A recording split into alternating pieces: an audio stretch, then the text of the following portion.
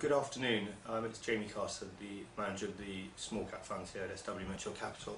And I guess I haven't done a blog for about 6 months now, and I guess what a tumultuous time it's been. And maybe it's worth just talking about how we've coped with it and managed to deal with it, because I suppose the Eurozone crisis really exploded into chaos. I guess in that first week of August, when most of the funds here, including mine and Stewart's also, fell very dramatically.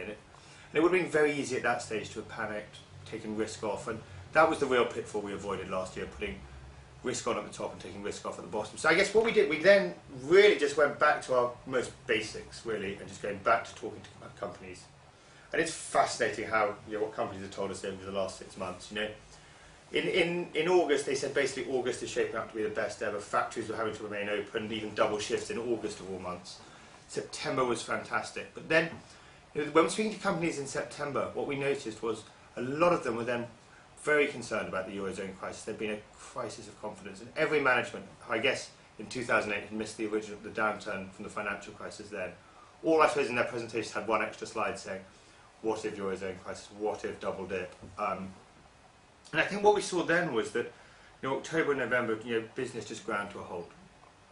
Everything just froze. There was that absolute panic and inertia.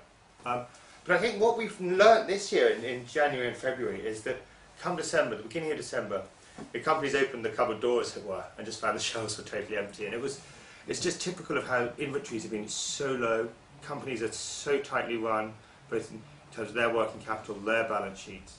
And what this means is that business suddenly exploded back in December, and it's carried on through January and February. And I think this may well be something that the market, which is still paralysed by fear over the Eurozone crisis, may well miss. And I think that's probably explained. Everyone is explaining the strength of markets here today purely down to the LTRO and the action of the ECB.